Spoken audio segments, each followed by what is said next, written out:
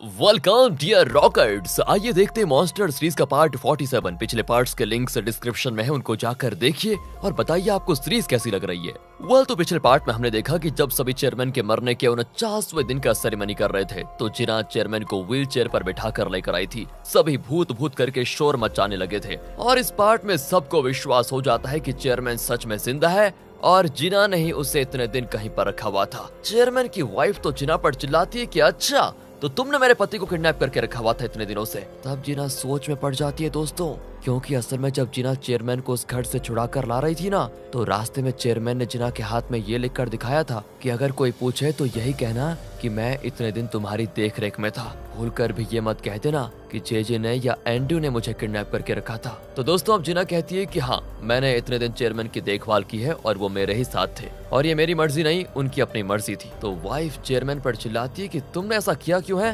वैसे भी तुमने सारी प्रॉपर्टी अपने उस लाडले नाजायज बेटे के नाम पर कर दी है। एंड्रू घबरा जाता है कि कहीं चेयरमैन सबके सामने मेरे फ्रॉड का पर्दाफाश न कर दे, लेकिन चेयरमैन उसे दोष नहीं देता और कहता है हाँ, मैंने ही वो वसीयतनामा लिखा था। सिंडी तो रोने लग जाती कि पापा आपने ऐसा क्यों किया, और चेयरमैन की वाइफ उसे डांट कर वहाँ से चली जाती है। जे हंसकर कहता है कि अरे वाह, चेयरमैन ने तो मेरा नाम ही नहीं लिया, लगता है सच में हवा मेरी दिशा में बह रही है। घर जाने के बाद डॉक्टर चेयरमैन को चेक करके बताते हैं कि फिलहाल ये बात नहीं कर सकते और ना ही चल सकते हैं, इनका ध्यान रखिए, धीरे धीरे नॉर्मल हो जाएंगे। फिर जब चेयरमैन और एंड्रू अकेले होते हैं दोस्तों, तो एंड्रू कहता है कि आप चाहे मुझे कितना भी प्रोटेक्ट कर लें, लेकिन आप पर जो मेरा गुस्सा है वो कम नहीं होगा, मुझे माफ कर दीजिए पापा। ये कहकर वो चला जाता है दोस्तों। दूसरी ओर लियो और मोजो हैरान होते हैं कि जिना ने आखिर ऐसा झूठ क्यों बोला, जरूर उसकी कोई वजह होगी, वरना बिना सोचे समझे वो कुछ भी नहीं कहती। तो ली को जेरार्ड का कॉल आता है कि नेल तुमसे मिलना चाहता है। दोस्तों इसी दिन के लिए तो ली ने अपोजिशन कैंडिडेट रोनाल्ड को सपोर्ट करने की एक्टिंग की थी,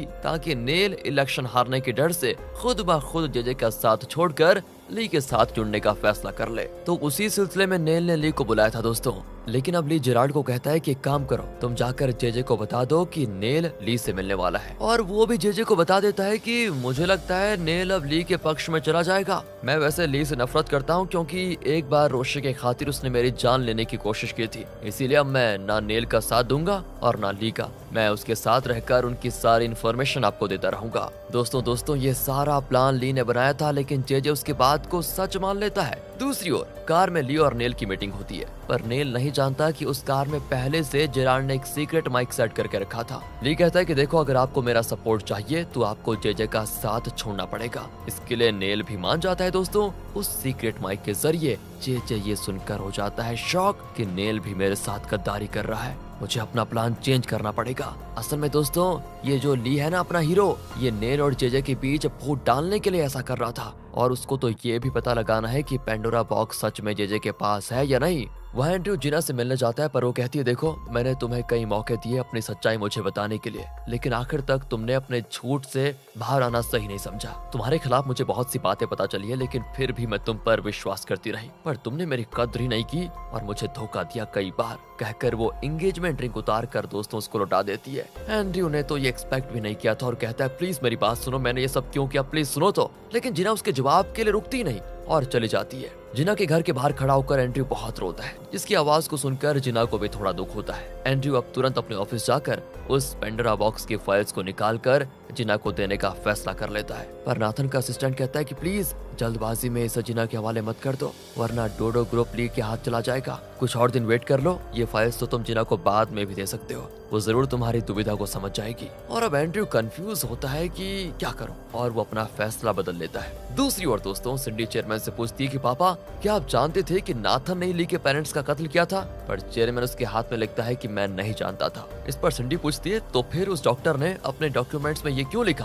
कि उस कत्ल के बारे में कुछ सीक्रेट्स आपके पेंडोरा बॉक्स में है? तो इसका मतलब तो यही हुआ ना कि उन फाइल्स में सारे एविडेंसेस है। पर चेयरमैन पूछता है कि क्या तुम ये चाहती हो कि तुम्हारा भाई जेल जाए, साफ साफ बता दो। सिंडी कहती नहीं, लेकिन अगर उसने ऐसा घिनौना काम किया है तो उसकी सजा उसको मिलनी चाहिए। दोस्तों ये सारी चीजें नाथन सुन रहा होता है और वो सोच में पड़ जाता है कि पापा को पता था कि मैंने ही ली के पेरेंट्स का कत्ल करवाया था, इसलिए उन्होंने मेरे बारे में जो सीक्रेट्स थे उसकी फाइल्स पेंडोरा बॉक्स में रखी थी और एंड्रू ने उनका सेफ एक्सेस किया था तो वो फाइल्स जरूर उसी के पास होंगी। मुझे कैसे भी करके अपने फाइल्स निकालने होंगे वरना मैं बुरी तरह फंस जाऊंगा। वो तुरंत अपने असिस्टेंट को कॉल करता है पर वो कहता है कि सर मैं तो बाहर हूँ, बाद में फोन करूंगा। पर असल में दोस्तों वो एंड्रयू के साथ होता है। अब नाथन अपने असिस्टेंट का पीछा करने लगता है तो उसे पता चल जाता है कि अब उसका असिस्टेंट उसके लिए नहीं बल्कि एंड्रयू के लिए काम कर रहा है, इसलिए वो एंड्रयू की कार को फॉलो करता है। एंड्रयू अब असिस्टेंट को एक जगह ड्रॉप करके निकल जाता है और तब नाथन उसको पकड़कर इतना मारता है कि तुम्हारी हिम्मत कैसे भी मेरे साथ गद्दारी करने की। वो भी नाथन के पैर पकड़ लेता है कि हालात ही कुछ ऐसे थे कि मुझे एंड्रयू के लिए काम करना पड़ा, वरना वो उस वीडियो को लीक करने की धमकी दे रहा था जिसमें मैंने आपके पापा की मेडिसिन चेंज किए थे।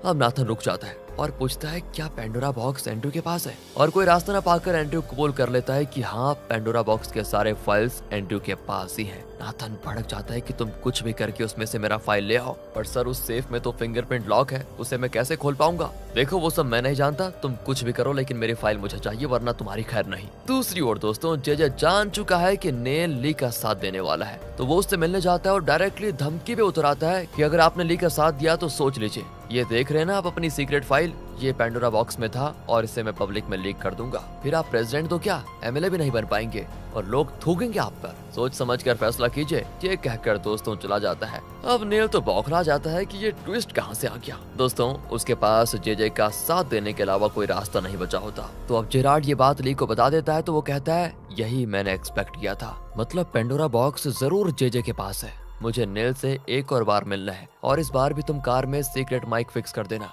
जेराल्ड घबरा जाता है कि तुम्हारी इस चाल से तो लगता है कि तुम नेल को मुसीबत में डाल दोगे। देखो मुझे सिर्फ जेजे से चिढ़ है, नेल से मेरी कोई दुश्मनी नहीं है, उल्टा मुझे तो नेल की खैरियत चाहिए। ली उसे समझाता है कि मैं नेल के लिए खतरा नहीं बनूंगा, तुम बस वही करो जो मैं कहता हूँ। और दोस्तों अब जेराल्ड नेल को बताता है कि ली आपसे मिलना चाहता है एक बार फिर। नेल को अब ली से मिलने में कोई दिलचस्पी नहीं होती, लेकिन वो मीटिंग के लिए मान जाता है और मीटिंग से पहले जैसा जेराल्ड ने पिछली मीटिंग में किया था उस कार में भी वो सीक्रेट माइक वाला डिवाइस फिट करके निकल जाता है जिससे इनकी बातों को जेजे सुन पाए, और एज एक्सपेक्टेड जेजे उनकी बातें सुनने लग जाता है। तब ली कहता है कि अगर आपको जेजे की धमकी से डर है तो मैं आपको विश्वास दिलाता हूँ कि उसके पास आपके खिलाफ जो प्रूफ है उसे मैं मिटाऊंगा, उसके बाद आपके इलेक्शन कैंपेन का पूरा खर्चा मैं ही उठाऊंगा। दोस्तों नेल को तो ऑफर पे ऑफर मिल रहे होते हैं तो वो समझ नहीं पाता क्या करूं, पर आखिर में उसको मानना ही पड़ता है कि ठीक है पर तुम मुझे कैसे भी करके प्रेसिडेंट इलेक्शन जितवा दो, फिर मैं उस जेजे की ऐसी हालत करूंगा कि वो कुछ भी प्लान करने के लायक नहीं रहेगा। भाई ये सुनकर तो जेजे को गुस्सा आना ही था। वो प्लान करता है कि बस अब नेल को गिराने का एक ही रास्ता है और वो है उसके अपोजिशन कैंडिडेट रोनाल्ड के साथ संधि कर लेना। उसका साथ देकर मैं नेल की ताकत को कम कर दूंगा। लेकिन दोस्तों जेजे नहीं जानता कि ली जेजे को खूब जानता है और वो गैस कर चुका था कि जेजे यही कदम उठाएगा, मतलब रोनाल्ड के साथ जाने की कोशिश करेगा। उनके बीच कोई बात होने लगती है। दूसरी ओर चेयरमैन की वाइफ अपने पति को बहुत ही इम्प्रेस करने की कोशिश करती है, उसके लिए टेस्टी खाना बनाकर लाती है, लेकिन वो है कि मुंह ही नहीं खोलता। सोचता है कि इसने तो मुझे मरवाने की कोशिश की थी लेकिन खाने में इसने जहर मिला दिया। तो उसकी वाइफ उसका डर समझती है और खुद खाकर कहती है देखा ये एकदम सेफ है। फिर भी दोस्तों वो मुंह नहीं खोलता, लेकिन वो जबरदस्ती उसे खिलाती है और जरा बटर भी लगाती है कि अगर देखो तुम खाओगे नहीं तो सेहत कैसे बनेगी तुम्हारी। एंड फिर वो पियानो बजाते हुए चेयरमैन को गाना गाकर भी सुनाती है। बड़ा बेसुरा गाती है वैसे, लेकिन चेयरमैन की फूटी किस्मत है जो वो हिल भी नहीं सकता और उसका गाना उसको सुनना पड़ता है। दूसरी ओर एंड्रयू और जेजे रोनाल्ड से मिलने जाते हैं। जेजे उसके सामने प्रस्ताव रखता है कि मेरे पास नेल की इलीगल एक्टिविटीज के बारे में प्रूफ है,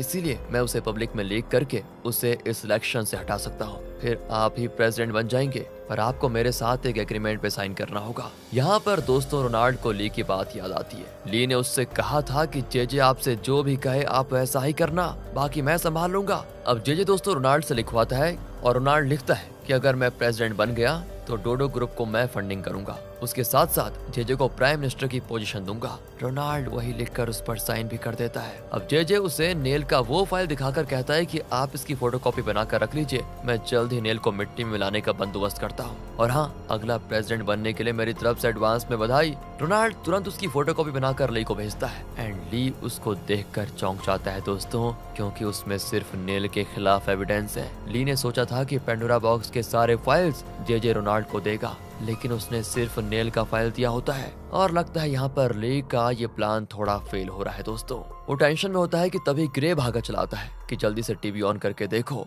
असल में टीवी पर जिना एक शो करती है जिसमें वो पूछती है कि अगर कोई पेंडोरा बॉक्स के बारे में जानता हो तो हमें कॉल करके बताइए। और तभी एक अननोन नंबर से कॉल आता है कि मुझे पेंडोरा बॉक्स के बारे में पता है और उसमें डोडो ग्रुप के कुछ इंपॉर्टेंट लोगों के सीक्रेट फाइल्स हैं। अब ये सुनकर ली चौंक जाता है कि ये कौन हो सकता है जिसने अभी फोन किया। जिना लाइव में उस कॉलर से पूछती है, क्या पेंडोरा बॉक्स आप ही के पास है? वो कहाँ है ये बताइए। कॉलर कहता है कि मुझे उस इन्फॉर्मेशन के लिए $1 मिलियन चाहिए, तब जाकर मैं आपको पूरा इन्फॉर्मेशन दूंगा, कहकर वो कॉल ही काट देता है। अब दूसरी ओर जे ये सुनकर परेशान होता है कि उस कॉलर को इतना ठीक इन्फॉर्मेशन कैसे पता चला होगा। कहीं एंटू ने सच में उन फाइल्स को लीक तो नहीं कर दिया। वो अपने बॉडीगार्ड से कहता है कि तुम किसी तरह उसे बहला फुसलाकर उसका फिंगरप्रिंट ले आओ और उसका सेफ खोलकर मेरी सीक्रेट फाइल्स उसमें से निकाल लाओ। अगले दिन दोस्तों प्रेसिडेंट इलेक्शन के दोनों कैंडिडेट्स को टीवी पर एक डिबेट करना होता है, तो दोनों तैयार होकर टीवी स्टूडियो में आते हैं। ये एक लाइव शो है। पहले रोनाल्ड बोलना शुरू करता है। वो नेल से सवाल करता है कि मैंने सुना है आपने कई लीगल काम किए हैं, वैसे उन सब का तो ठोस सबूत है मेरे पास। लगता है आपने शुरुआत में डोडो ग्रुप से बहुत सारा फंड लिया था और उन फंड से आपने अपने कई फार्मा कंपनीज में इन्वेस्ट भी किया। नेल की हालत खराब कि ये सारी चीजें इसे कैसे पता। दूसरी ओर दोस्तों जे लाइव टीवी पर नेल का फाइल दिखा रहा होता है कि उसने अपने बिजनेस के लिए किन किन को रिश्वत दी और कितने लीगल डीलिंग्स किए हैं। वहाँ अब नेल की हालत खराब कि उसे समझ में नहीं आता कि वो रोनाल्ड के सवालों का क्या जवाब दे। दोस्तों वो सिर्फ इतना कहता है कि देखो ये सारे इल्जाम बेबुनियाद हैं और मुझे पता है कि लोग ऐसी अफवाहों पर कभी विश्वास करेंगे ही नहीं। रोनाल्ड कहता है कि विश्वास क्यों नहीं करेंगे, अब तक तो जे आपकी पोल पूरी मीडिया में खोल चुका होगा। जब आप स्टूडियो से बाहर निकलेंगे तो आपको खुद ही पता चल जाएगा। नेल अब रोनाल्ड से सवाल करता है दोस्तों कि आपने जो अपनी असिस्टेंट के साथ किया, एक नहीं कई बार उसे सेक्सुअली असॉल्ट किया, आपको क्या लगता है कि लोग उसे भूल जाएंगे? आप जब यहाँ बैठे मेरी टांग खींचने की कोशिश कर रहे हैं तो वहाँ आपकी असिस्टेंट सबके सामने गवाही दे रही है कि आपने उसके साथ कैसी कैसी नीच हरकतें की थी। दूसरी ओर दिखाते हैं दोस्तों किमी की मदद से रोनाल्ड की असिस्टेंट सबके सामने रोते हुए अपनी गवाही देती है। अब रोनाल्ड चौंक जाता है और कहता है आप झूठ बोल रहे हैं, ये हो ही नहीं सकता। नेल कहता है अच्छा अगर तुम्हें यकीन नहीं होता तो खुद ही लाइव टीवी देख लो। दूसरी ओर दोस्तों लाइव टीवी शो के बाद रोनाल्ड की असिस्टेंट किमी से पूछती है कि देखो आपके कहने पर मैंने सबके सामने बता दिया, अब मैं इस शहर में रह नहीं पाऊंगी क्योंकि रोनाल्ड मुझे जिंदा नहीं छोड़ेगा। किमी कहती है अरे तुम डरो मत, मैं तुम्हें एक सेफ जगह भिजवा दूंगी, वहाँ तुम्हें कोई खतरा नहीं होगा। यहाँ से एंड्रू के ऑफिस को दिखाते हैं जहाँ एक आदमी घुसकर एंड्रू के फिंगरप्रिंट को यूज करके उसके सेफ से फाइल्स निकाल कर ले जाता है। फिलहाल इसकी आइडेंटिटी रिवील तो नहीं की जाती लेकिन लगता है ये वही अननोन नंबर वाला कॉलर है दोस्तों जिसने टीवी शो में कॉल किया था। एंड वहाँ मोजो ली से पूछता है कि इस टीवी शो में तो दोनों प्रेसिडेंशियल कैंडिडेट्स के कपड़े उतर गए, मतलब दोनों का असली कैरेक्टर दुनिया के सामने आ चुका है, तो अब लोग वोट देंगे तो किसे देंगे क्योंकि ये दोनों के दोनों तो क्रिमिनल निकले। वहाँ नेल स्टूडियो से बाहर आता है तो रिपोर्टर्स पूछते हैं कि आप पर जो इल्जाम लगा है क्या वो सच है। नेल तो साफ इनकार कर देता है और कहता है कि मैं जल्द ही सबूत पेश करूंगा कि मैंने कुछ गलत नहीं किया। उसके बाद रोनाल्ड आता है तो वो पूछते हैं क्या सच में आपने अपने असिस्टेंट को नहीं और भी कई लड़कियों को सेक्सुअली असॉल्ट किया है, पर वो अपना चेहरा ढक कर वहाँ से निकल जाता है। दूसरी ओर ली को अननोन नंबर से कॉल आता है, क्या तुम ही ली हो? ली पूछता है कि तुम कौन हो? वो कहता है कि मेरे पास पेंडोरा बॉक्स है और तुम्हें जो फाइल्स चाहिए वो मेरे पास है, बोलो क्या तुम्हें वो फाइल्स चाहिए? ली बौखला जाता है दोस्तों कि ये है कौन। इसी के साथ पार्ट 47 का होता है दी एंड। मात्र 2 एपिसोड्स बचे हुए दोस्तों सारा खेल खत्म होने में। प्लीज इंतजार कीजिए, कल सब कुछ आपको पता चल जाएगा, सारा रोमांच खत्म हो जाएगा। कोई नहीं, मिलते हैं आपसे अगली वीडियो में। ध्यान रखिएगा अपना। Thanks for watching.